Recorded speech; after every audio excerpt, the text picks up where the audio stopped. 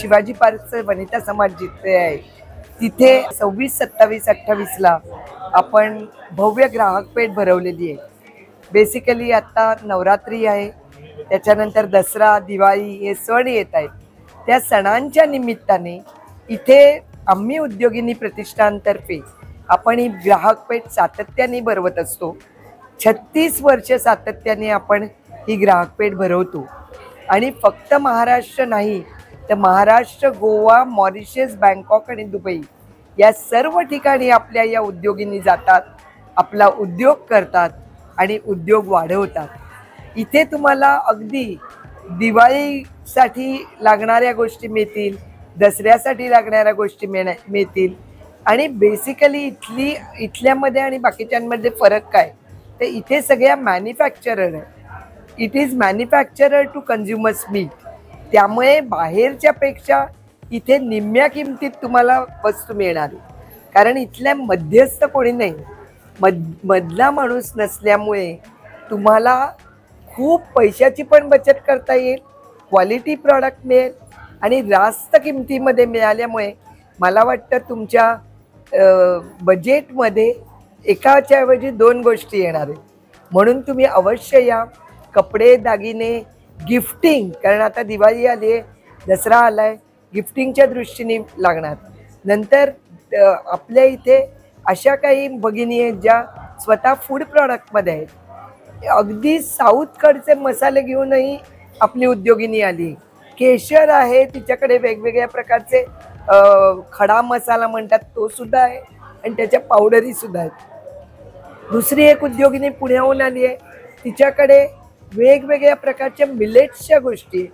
Millets खावेत असं लोक म्हणतात, परंतु सांगायला आनंद वाटतो की या उद्योगिनीचे प्रॉडक्ट्स अगदी चक्क रेल्वेच्या वंदे भारतला सुद्धा ती पुरवते. म्हणजे आमच्या उद्योगिनी छोट्यातून आता मोठ्या झाल्या. त्यामुळे 2च दिवसांचा अवधी शिल्लक आहे.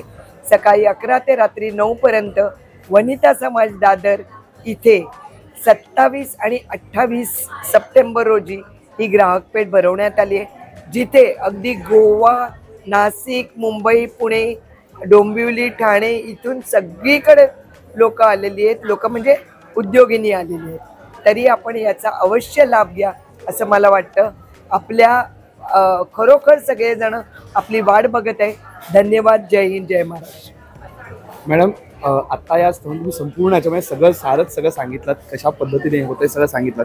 एकच प्रश्न तुम्हाला विचारायचा वाटतो की आता तुम्ही म्हटलात की या सगळ्या मॅन्युफॅक्चरर्स आहेत, तर ह्याच्यामध्ये असं काही आपण स्त्री उद्योगिनीच्या मार्फत या संपूर्ण प्रदर्शनानंतर असं काही आपण करतो का की या ज्या उद्योगिनी सगळ्या स्वतःच्या पायावरती उभे राहू इच्छित आहेत आणि त्या प्रयत्न करत आहेत, तर याच्यामधनं आपण पुढे जाऊन त्यांना अर्थसहाय्य पुरवणं या सगळ्या गोष्टींमध्ये आपण विचार करणार आहोत का? अशा पद्धतीने आपलं काही काम सुरू आहे का? खूप छान प्रश्न विचारला. 29 वर्ष आम्ही उद्योगिनीच्या माध्यमातून आपण हेच काम करतोय. गव्हर्नमेंट स्कीम्स, फायनान्स, मार्केटिंग आणि नेटवर्किंग हेच काम आपण विनामूल्य करतोय. सांगायला आनंद वाटतोय.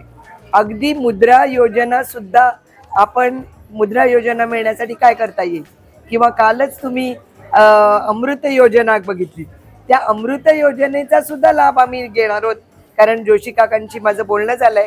तर अशा तऱ्हेने ज्या ज्या योजना येतात त्या योजना महिलांपर्यंत पोचवण्याचं काम आम्ही उद्योगिनी करते.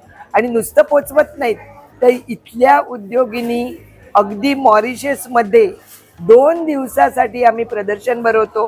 5 दिवस असतो तिथे. त्यांचे प्रॉडक्ट एकदाच नाही जात, 2 दिवस महाराष्ट्र भवनामध्ये प्रदर्शन असतं आणि तिथे पूर्णपणे वर्षभर प्रॉडक्ट जात राहतो.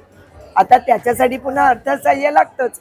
अर्थसहाय्य बँकांच्या माध्यमातून येतच, परंतु गव्हर्नमेंट स्कीम्सच्या माध्यमातून तुम्हाला माहिती आहे की नाही मला माहीत नाही, पण MSME म्हणजे मायक्रो स्मॉल मीडियम एंटरप्राइज याचं रजिस्ट्रेशन असेल आणि मी म्हणजे कोणी ऑर्गनायझरला त्याची परवानगी सरकारने दिली तर MSMEचे पैसे तुम्हाला पूर्ण स्टॉल रेंट परत येतं. आधी भरायला लागतं, पण नंतर पेपरवर्क परफेक्ट असेल तर सगळ्यांचे पैसे आमचे आलेले आहेत.